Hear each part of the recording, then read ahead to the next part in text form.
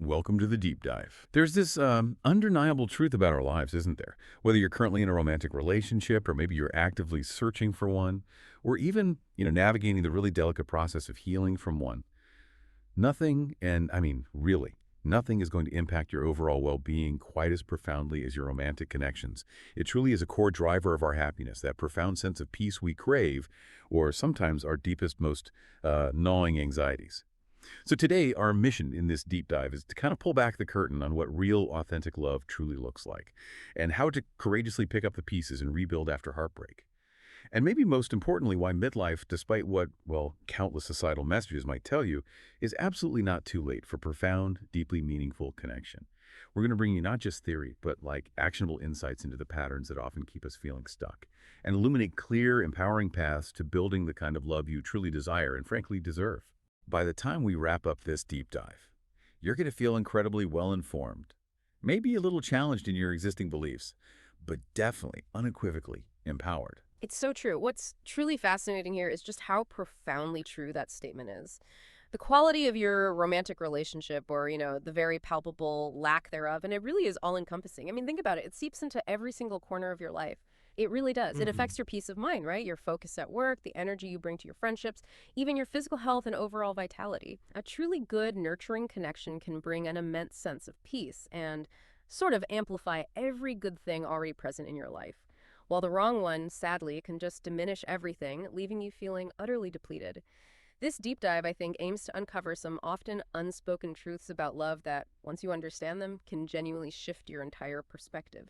Moving beyond those superficial, quick fix solutions to truly foundational insights that create lasting change. That brings us to such a crucial point because before we even begin to think about cultivating external relationships, we really have to talk about the most paramount relationship of all, the one within ourselves. Right. Cultivating a robust center of emotional gravity within yourself isn't about achieving some, I don't know, mystical state of perpetual serenity or never having a bad day again. That's not realistic. It's more about building a strong, unwavering internal anchor, a foundational resilience. Imagine it like a finely tuned gyroscope, maybe, inside your very soul. When that inner sense of peace and centeredness is strong, even when life inevitably throws its most jarring curveballs, a job loss, a personal crisis, a global pandemic, whatever it is, your external interactions are profoundly transformed. They just are. You become less reactive, more intentional, and you approach all your connections from a place of abundance, of wholeness, rather than from a place of, well, desperate need. That inner stability really is the essential prerequisite, the non-negotiable starting point for building better relationships in every single aspect of your life. It's the groundwork. Absolutely. And very often, that kind of profound self wisdom, that truly robust emotional center we just discussed, it's not found in comfort. It's forged in the crucible of deep personal struggle. It really is. My own journey into this work, into understanding what makes relationships truly work and how to find genuine meaning in life, well, it began from what felt at the time like a complete and utter catastrophe. I had met the man who would become my husband when I was 37. And that was a time when I genuinely believed I was mature. I knew exactly what I wanted. I'd certainly had plenty of romantic experience to draw from, or so I thought. But the marriage very quickly became incredibly painfully difficult, just Yeah. hard. I was lost, truly without a compass, feeling adrift in my own life. And then things reached this unimaginable crescendo, one of those moments that feels ripped from a movie script, honestly. My mother was dying of cancer. I woke up one morning to a miscarriage. And on that very same devastating day, my then husband sent me a text message saying he wasn't coming home. Yeah. In many ways, that day felt like the absolute end of my life as I knew it. It really did. It was a massive, non-negotiable turning point, almost as if the universe itself was speaking directly to me, saying, okay, you thought you were going this direction with your life and your love, but no, no, no, no. You actually have to go in the complete opposite direction. Wow. A redirection? Divine redirection, yeah. Hmm. A forceful push. And from that profound devastation, this entire journey of rigorously figuring out the fundamental truths about relationships, about human connection, and about finding enduring meaning in life truly began. It's a powerful testament, I think, to the idea that our deepest personal struggles often birth the most profound wisdom. It's a painful but undeniable truth that your own challenging experiences, no matter how excruciating they feel in the moment, can absolutely lead to immense personal growth and a much deeper understanding of yourself and the world. And it's that deep, hard-won personal understanding forged in the fires of experience that has ultimately culminated in what we now talk about as the 9 hard truths about love that will truly change your life. Mhm. Now, we won't list all 9 explicitly right here. We'll be exploring many of them throughout our conversation today, definitely. But the core idea is this. Much of what we've been taught, what we've unconsciously absorbed about love from our upbringing, from movies, from cultural narratives, is often vastly, sometimes really painfully, different from what real life experience dictates. These truths aren't just opinions. They really challenge that conventional wisdom, urging us to rigorously assess it, to hold it up to the light of our own experiences and truly see the difference between the fantasy and the reality. For instance, one of these hard truths is this: you cannot convince someone to love you. Mm. Just think about how contrary that is to what we're often told. The idea that if you just try hard enough, if you're good enough, if you give enough, you can win someone over. It's the exact opposite, really. Exactly. It's the opposite. And another profound truth is that no one can actually rescue you from yourself. This challenges that pervasive romantic ideal that a perfect partner will simply arrive and magically solve all your problems. It's a powerful one. I've heard countless stories that illustrate these truths, like the story of a brilliant, highly successful woman really established in her career, who, despite her outward competence, found herself ensnared in an emotionally and physically abusive relationship later in life. She reached a point where she emphatically declared, "I'll never get married again, never open myself to that pain." Just completely shut down. Yet fast forward 10 years, after years of deep self-work and healing, she found profound, lasting happiness with a truly supportive partner. Her story, and so many like it, instills a real sense of hope, I think. It powerfully underscores that even after immense pain, after profound disillusionment, a different, healthier path is not only possible, but often waiting to be courageously discovered. Yeah, and this really raises an important and complex question, particularly for women navigating midlife. Why are so many women over the age of 40 currently single? It's a common observation. There are several interconnected, multifaceted reasons at play here, and it's a conversation that touches on deep societal shifts, really. One incredibly significant factor is the undeniable rise of women's financial independence. That's huge. Women are earning more money, building impressive careers, and are more self-sufficient than at any other point in history, period. This fundamental shift means that many are consciously choosing not to marry, even if they're in long-term committed relationships, because they simply don't see the point from a traditional historical perspective. Right, the old heteronormative model. Exactly. In the past, marriage often served a primary purpose of financial support from a husband, or the necessity to build a family with one partner staying home. That entire paradigm has shifted dramatically. While women certainly still value and often seek financial stability in a partner, what they truly prioritize now is emotional support, true partnership, shared values, things like that. So the old needs that historically drove marriage simply aren't as prevalent or compelling anymore for many women. Makes sense. Another parallel reason, along the same lines, is a pervasive career focus for many women. They wisely prioritize building their professional lives, investing deeply in their education and careers throughout their 20s and early 30s. And this is, unequivocally, a wonderful thing, a positive and empowering development for women globally, no question. However, after dedicating a crucial period of their lives to professional advancement, they often hit 40 and might find themselves at a crossroads asking, okay, where do I go from here with relationships? How do I integrate this part of my life now? Okay. The focus, for very good reasons, was elsewhere for a significant foundational period. And finally, there's the profound impact of trauma recovery. Statistically speaking, and this is a crucial point, women typically take much, much longer than men to heal from the suffering and profound pain of a traumatic breakup or a difficult divorce. That's interesting. Why do you think that is? Well, men, by and large, tend to move on more quickly, often by diving into new relationships or other distractions. It's a common pattern. Whereas women tend to engage in a deeper, more introspective process of assessing the hurt, truly understanding their own role in what happened, maybe meticulously putting themselves back together. This extended, often necessary healing process naturally leads to women staying single for longer periods after significant relationship endings. And I want to emphasize, this is often a healthy and essential process, not some kind of deficit. Okay, let's delve deeper into this because amidst all those profound societal shifts and very real personal challenges, your mindset, your core belief system, emerges as your absolute dating superpower. It is, quite frankly, critical. I really believe that. If you constantly feed yourself limiting beliefs, stories like all the good ones are taken or everyone out there is a narcissist or the particularly insidious one, I'm too old to find love now, you are, quite frankly, creating a self-fulfilling prophecy. It just happens. These limiting beliefs don't just exist in your head. They act as these invisible, impenetrable walls, preventing you from even seeing or creating genuine connections that might be right in front of you. You project that scarcity mindset outwards. Exactly. You put out that Yeah, energy. yeah, right. But I've witnessed incredibly encouraging, even exhilarating examples of the opposite effect, though. I've seen women in their mid-50s who are truly having the time of their lives in dating, radiating confidence, genuinely feeling like it's raining men or raining women on them, like abundance. And it's not because they've suddenly become objectively more attractive or more impressive than younger people in a conventional sense. That's not it. It's because they fundamentally believe in themselves. They have cultivated that robust internal center we talked about, and they refuse to succumb to the common stress and pervasive pressure that so many people feel about dating in midlife. They carry a different magnetic energy, an energy of abundance and self-worth. Now let's be absolutely clear. Finding the person or even a person has never been easy. At any stage of life, let's be real. It requires immense patience, consistent effort, and a healthy dose of resilience.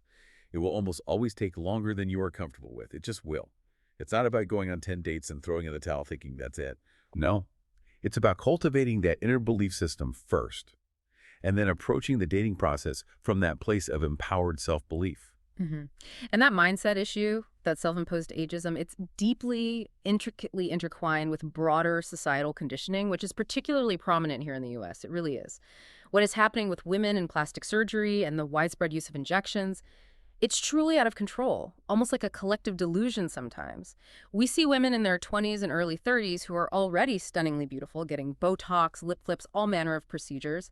This constant barrage of perfected images, this pervasive and often unattainable standard of youth, makes it incredibly difficult not to internalize the thought, oh, at 40, I'm already old, I'm past my prime. It's everywhere. It is. We are simply so inundated with these messages, from social media to advertising, that it becomes our default setting if we're not careful. The striking thing is this intense pressure is largely a phenomenon unique to certain cultures.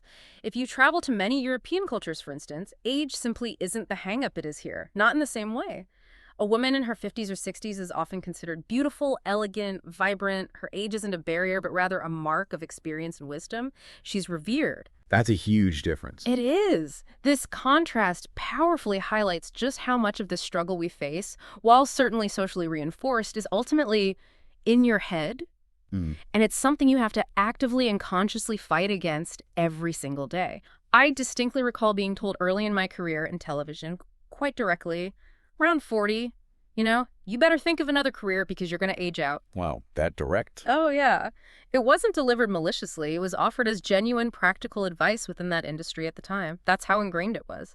It just shows how deeply pervasive this kind of thinking has been in our society for decades. But thankfully, there's a noticeable shift. I do feel we are slowly, thankfully, turning a page. As women live longer, as their health and vitality extend, and as we see more and more powerful women in midlife, and even well beyond, truly kicking ass in the media and in leadership roles, not just in their second chapters of life, but in their third, fourth, and fifth, there's a growing sense of women truly owning who they are from within. That internal confidence, that radical self-acceptance, that knowing of your own inherent worth, that's the truly beautiful and transformative part. Regardless of the number of candles on your birthday cake, it's about being radiant from the inside out. That's what people connect with. Okay, so now here's where it gets particularly insightful for those of you actively navigating the dating world. Some practical strategies. Moving beyond just first impressions, let's talk about what I sometimes call the second date rule. This is a crucial, potentially game-changing insight. You should absolutely not be giving second dates to people you don't actually like, period, even if there's some fleeting physical attraction or if they seem to make you work for it in that classic bad boy or uninterested archetype kind of way. You know the type. Yeah, the chase. Right, the chase. That pursuit, that chase, often born from a scarcity mindset, needs to be cut off and cut off fast. Don't waste your time. Simultaneously, and this is the pivot, the important part, you need to start proactively giving second, third, even fifth dates to people you may not be immediately swept away by. No lightning bolt of chemistry, but you genuinely like them as a person. They're kind, they're reliable, they show up, they're decent human beings. This is incredibly important because so often, especially for women maybe, a potent cocktail of physical attraction, profound loneliness, and that underlying insidious fear of no one else is ever going to want me it can breed a very real sense of desperation. It's a tough word, but it's real. It is real. We need to acknowledge it. We do. It's a palpable feeling we need to normalize and recognize in ourselves. You must learn to cut off those early connections that don't serve you, because that desperation, that fear, will absolutely lead you down a path with someone who isn't truly great for you. Yeah. And it will keep you on that hamster wheel of feeling not enough. Absolutely. So what about chemistry then? Because people get hung up on that. Right. Good question. We're often conditioned by movies and pop songs to believe chemistry is instant, undeniable, like a lightning bolt that strikes the moment you meet. But one of our hard truths is that chemistry can absolutely profoundly grow and deepen over time. It really can. I always recommend giving it a solid 5 dates, and not just 5 dinner dates, that's key. Include varied activities, maybe a fun outing like an escape room or a hike, a casual coffee in a park, something different. If it feels appropriate and you're comfortable, maybe introduce them to some friends, or even a casual family member later on. The goal of these varied scenarios is to truly see who the person is and observe how they interact with their world in different contexts, not just across a dinner table. See them in action. Yeah. Exactly. You would be genuinely surprised how sex appeal, or what we intuitively call chemistry, can truly light up in unexpected moments. Like when you see someone's profound character, their innate kindness, their humor, or their supportive nature shine through outside of that one-on-one, high-pressure dinner setting. I know for myself, when I met my current partner, he honestly wasn't initially my type at all, not even close. Yeah. My preference had always been more towards that bad boy archetype, you know? Yeah. So I'm elusive and a bit challenging. The unavailable ones, yeah. Totally. But watching him in various scenarios, seeing how he treated others, how supportive he was of his friends and family, how he navigated the everyday challenges of his life, those observations over time revealed his true, profound worth. He didn't arrive to rescue me. He walked alongside me. He championed my growth, and he continues to be a steadfast partner. I honestly don't know if I would have given him a chance 10 or 15 years earlier, if I'm truly honest with myself. Probably not. So patience and willingness to truly observe a person's character and kindness over time can make all the difference in finding a deeply fulfilling, authentic partnership. That's such a powerful point. And shifting gears slightly, if I had to pinpoint the single biggest dating mistake people are making right now, rampant in 2025, it would undeniably be the constant, prolonged texting with a stranger. Oh, the texting trap. Yes. It's huge. This is particularly prevalent with the widespread use of dating apps, right? You might match with someone online, but instead of quickly moving to an actual in-person date or even just a brief phone call to gauge real connection, you get caught in this endless, often superficial cycle of texting back and forth, days, weeks sometimes, or perhaps you've even had a couple of dates, and then your entire day becomes beholden to these little fleeting dopamine hits from their texts popping up. Waiting for that notification. Exactly. This behavior creates a false sense of intimacy. It really does. You genuinely think you're building a real connection, but you're often just feeding an addiction to superficial interaction, a digital pen pal relationship that goes nowhere substantive. It's vital to understand a core aspect of human behavior. As human beings, we are incredibly easily addicted. It's just how we're wired, and we often instinctively seek to escape our suffering through readily available technology and distractions. Texting is an easy escape. This constant texting, this reliance on external validation via screen often reveals our weaknesses, our susceptibility to instant gratification over deeper, harder work.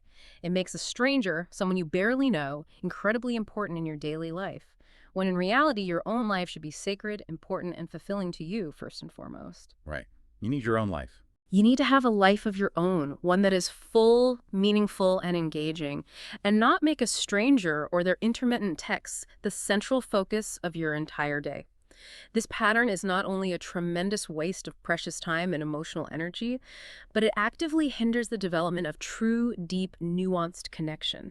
That can only happen through genuine in-person interactions where you can read body language, hear tone of voice, and truly share space together. You miss so much nuance in text. So what does this all mean for your journey? Where does this leave us? It circles back to one of our core hard truths that we introduced earlier. No one can actually rescue you from yourself. Your problems are still your problems, and your journey is still your journey. There's often this unconscious, deeply ingrained belief that if we just find the right person, all our internal problems, our insecurities, our past wounds will magically disappear. Poof. The fantasy. It is a fantasy, and it's a dangerous and ultimately debilitating one. While a loving, supportive partner can be an incredible addition to your life, a true champion, they can only add to your happiness. They cannot and frankly should not be responsible for it. The right person will absolutely support you. They will cheer you on. They will consistently have your back, definitely. But they can only build upon the happiness and stability you've already cultivated yourself from within. They amplify, they don't originate. That's such a critical distinction. It is.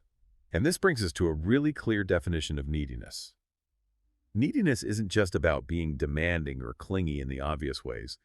It's when you fundamentally rely on your partner to make you happy, to fill some kind of void within you, rather than expecting your relationship to simply enhance an existing, self-generated happiness. It prompts a very pointed but necessary question for introspection. Why would you even be in a relationship with someone who doesn't genuinely add value to your life, and to whom you, in turn, don't add value? What's the point then? Your partner is not responsible for your security, your joy, or your internal peace. They can only supplement and amplify what you've already diligently built within yourself. This, dear listener, is a critical distinction for you to truly grasp and internalize if you seek a healthy, equitable, and fulfilling partnership. So for anyone listening right now, maybe feeling overwhelmed and asking, okay, where do I even begin with finding love again? Or how do I get back out there after so much time? I always suggest a multi-pronged strategic approach. Don't put all your eggs in one basket. Nothing should be entirely off limits, but you absolutely need to set intelligent parameters around each method you try. Yes, try dating apps. They can work. Create a genuinely good, authentic profile that truly reflects who you are. But, and this is crucial, set firm boundaries. Don't doom scroll for hours or swipe endlessly and mindlessly like it's a video game. Easy to do, though. So easy. Remember, technology hasn't inherently ruined relationships. It has, in many ways, simply revealed our human weaknesses, our inherent tendency to be easily addicted and to seek an escape from suffering. So use these tools wisely, consciously, and with clear intention, like maybe 20 minutes a day, that's it. Beyond the apps, you have to physically get yourself out there in the real world. You just do. Try taking yourself out alone, maybe sit at a bar with a book, join a co-working space if that fits your life, or attend a workshop on something you find interesting. The immediate goal isn't necessarily to meet your next date directly, right? But to expand your social network, to meet people who might, in turn, know people. Widen the net. Exactly. You simply aren't going to find someone sitting on your couch waiting for your favorite Netflix character to walk through your living room. It's not happening. You have to physically put yourself in new environments. You could also find immense community and purpose by doing something that meets multiple needs. This is a great strategy, like contributing to a nonprofit organization whose mission resonates with you, joining a book club, a hiking group, a community garden, whatever floats your boat. Find a community of like-minded people. This not only opens up your world to new connections, but also provides profound meaning and purpose in your life that extends far beyond just finding a romantic partner, which is good for you anyway. Totally. Fills your cup. It does. Ultimately, if you truly, genuinely want a relationship, you have to treat it like any other significant, deeply desired goal in your life. When we genuinely want something, a new career, a fitness goal, a creative project, what do? We figure out a way, we try lots of different things, we iterate, we learn, and we don't get discouraged when things don't happen quickly.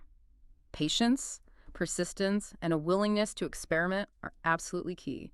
Don't give up after a few bad dates. Okay, now for a moment of truth. This one can be a real gut punch for many, but it is absolutely essential to internalize for your own well-being.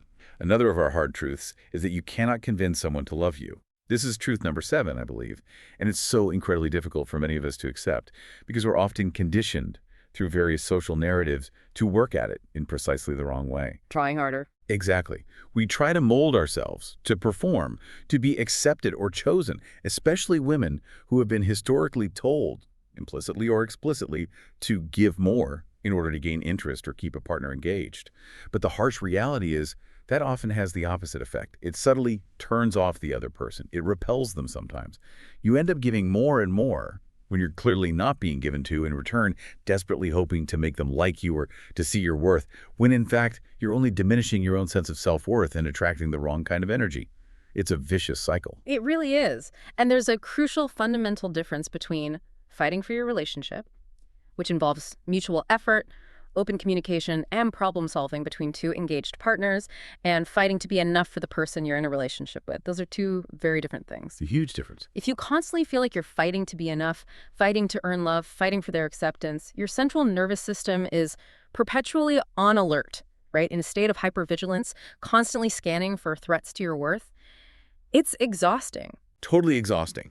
I've seen this devastating dynamic play out over and over again, sometimes for decades, like the quintessential Mr. Big dynamic that many of you might recognize from pop culture, where someone spends 10 to 15 years thinking, if I only help him with this, if I only do this more, if I only change myself just a little bit, then he'll finally see my true worth, then he'll commit. The if only trap. Yes. This continuous striving ultimately detracts from and erodes your own sense of self-worth, leaving you depleted and resentful. The only way off that exhausting hamster wheel is to courageously stand up for yourself. It really is. It means authentically speaking up about your boundaries, clearly articulating what you need and what you deserve, and profoundly risking the loss of the relationship. That's the scary part. That's the hardest part. It is terrifying, truly, but it is the only way to fundamentally change the dynamic and reclaim your power. Continuing to endlessly try and be enough for someone who consistently distances themselves from you, who always keeps you at arm's length, is far, far worse and more damaging to your soul than facing the potential painful end of the relationship. That feeling of not being enough for someone you crave, that constant chase. It's truly one of the most agonizing and corrosive human experiences. It chips away at you. Which connects directly to the bigger picture, to one of the most profound truths we can embrace, I think. It's better to be alone than lonely with someone. Yes. Say it again. It is better to be alone than lonely with someone. We need to internalize this, truly scream this from the mountaintops, because there is literally nothing worse, nothing more detrimental to your overall well-being and happiness than being trapped in a bad romantic relationship. Nothing. You could have a thriving career, solid financial security, wonderful friendships, even good physical health. But if your romantic relationship is struggling, if it's consistently bad or toxic, you will wake up stressed every single day, and everything else in your life will feel off-kilter. The sheer power a romantic relationship holds over your overall well-being is truly profound and all-encompassing. It touches everything. So what constitutes a bad relationship then? Because it's not always obvious abuse. Exactly. It's not just about dramatic, overt conflict or abuse, though those are certainly bad.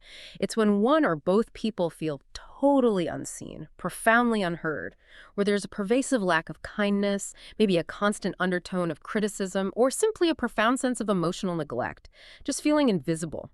Of course, at the far end of the spectrum, there's physical or emotional abuse, which is unequivocally damaging. But a relationship doesn't even have to be abusive to be incredibly detrimental to your spirit. Nothing, truly nothing, will decrease the quality of your life as much as being in a relationship where you feel utterly alone, misunderstood, and fundamentally not good enough. It's the worst feeling imaginable. And if we could collectively lift that immense societal pressure off everyone to be in a relationship, simply for the sake of it, for the optics, it would be transformative for so many individuals. The stigma is real. It is. While men have historically had an easier time being single, perhaps, and are often seen as less stigmatized for it, studies actually suggest that, ironically, men tend to live longer and healthier lives when they are in stable, supportive relationships. Interesting, right? Yeah. So, the fear of being single, while deeply ingrained, especially for women, often leads to a lesser of two evils choice, staying in an unfulfilling relationship just to avoid the perceived stigma of being alone. But here's the catch. Many who choose to be single do so not from a place of empowered self-sufficiency, but rather from a negative, limiting belief about love, that it's nothing but pain, that all relationships inevitably lead to heartache. They're protecting themselves, but from a place of fear. In that sense, ironically, you're still a slave to your ex or past relationship trauma, carrying those wounds into your present. And that's precisely why courageously exploring these hard truths about love is so essential for true freedom and healing. It's about choosing from empowerment, not fear. And speaking of those deeply ingrained beliefs, let's peel back another layer and address the pervasive, often damaging, romanticized notion of the one. The soulmate myth. Ah, yes, the one. We're constantly told by books, movies, songs, even well-meaning friends, to look for this singular perfect soulmate, this mythical person who will magically complete us. But if you were to talk to someone like my 85-year-old father, who experienced the profound passing of his first beloved wife, and then years later found love again and beautifully remarried, he'd tell you unequivocally that he had two the ones. Exactly. Life isn't always that simple. It immediately challenges that singular restrictive idea, doesn't it? Our culture's deep-seated romanticism has really influenced our expectations, leading us to unconsciously anticipate a soulmate who can miraculously read our minds. perfectly fulfill all our unfulfilled childhood needs, and simply sweep us off our feet without any effort. It sets us up for disappointment. It creates an almost impossible standard. It really does. But here's the crucial insight, one that can alleviate so much of the hopelessness many feel in dating. Your chances of meeting someone who you fall in love with again are profoundly, intimately dependent on your internal belief system. Starts inside. You absolutely, unequivocally have to believe deep down that there's still love out there for you, regardless of past loss or disappointment. You have to hold that possibility open. Even if you've experienced immense loss, like being widowed, you must cultivate and hold the belief that while you can never replace that unique person or that specific love, you can certainly find someone new who adds a different texture, a new, beautiful dimension to your life, enriching it in unforeseen ways. It's not about replacement, it's about addition. Different texture. I like that. So much of you matching with the right person isn't about some fated, singular encounter determined by external forces like destiny. It's about something that's going on internally inside of yourself. Your readiness, your openness, your vibration, what you're putting out there. Timing matters immensely, yes, but not in a restrictive way.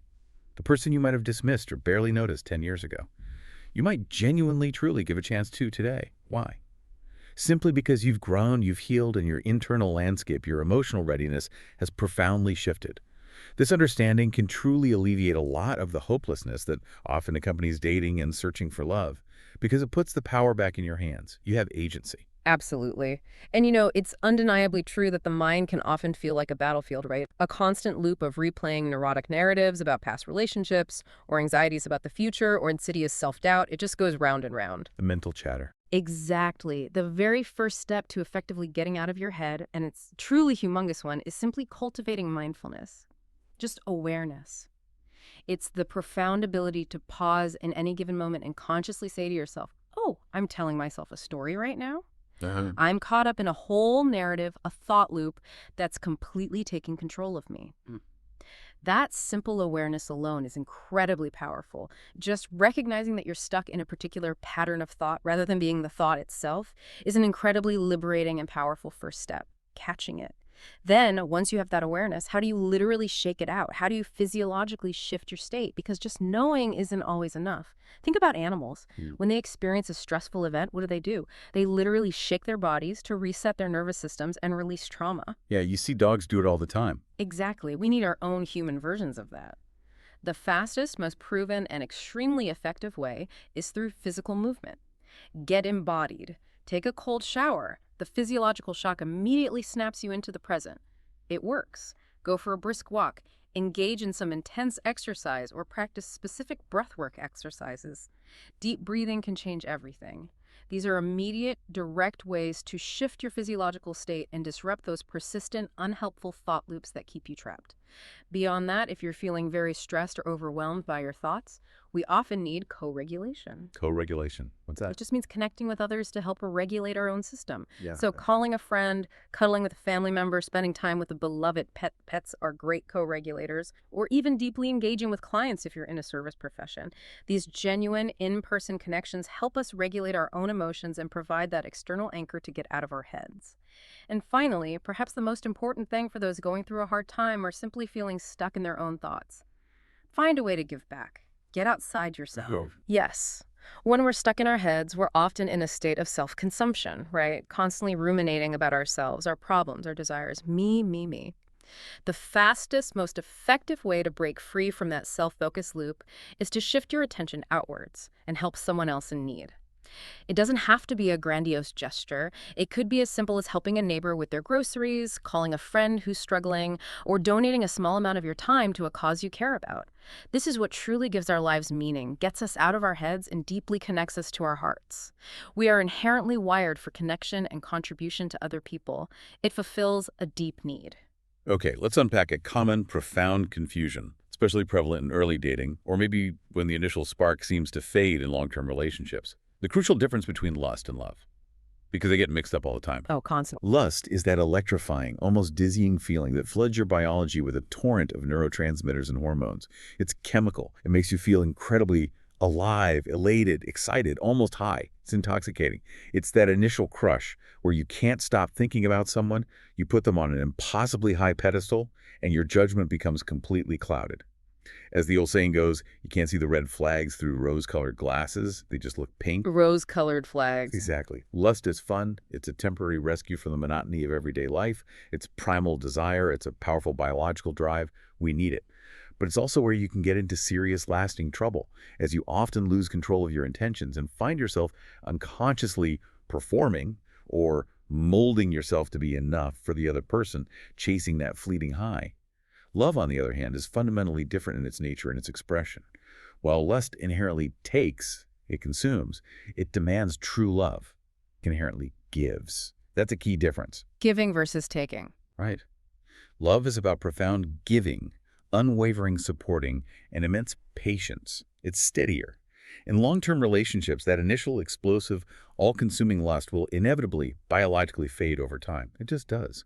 Our bodies adapt. But passion, a deeper, more nuanced form of desire and connection, absolutely can and should remain and even deepen. It's about feeling utterly safe enough with someone to explore sexuality much more deeply, from a place of authentic connection and vulnerability, rather than just performing or chasing fleeting thrills. True intimacy. Exactly.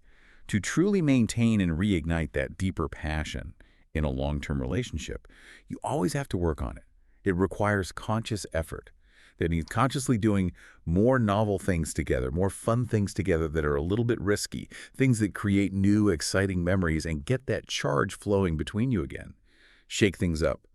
This isn't a one-time fix. It's an ongoing shared journey of discovery and connection.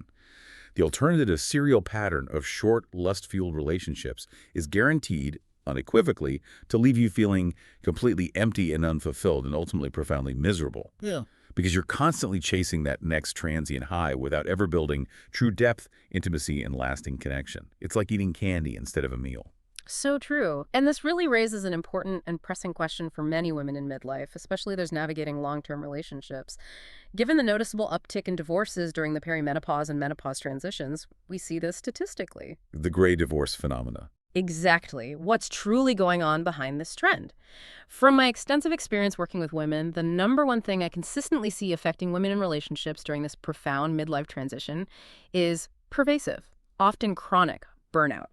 Simple burnout. Just running on empty. Completely. These are incredible women who have spent years, often decades, tirelessly giving to everyone else, to their children, their partners, their demanding careers, their aging parents, their friends, everyone but themselves, without adequately, consistently giving to themselves. They've poured themselves out and their cups are running on empty, bone dry sometimes. The single most effective way to truly replenish your vitality, which includes crucial hormonal health and overall well-being, is to diligently fill your cup. You have to.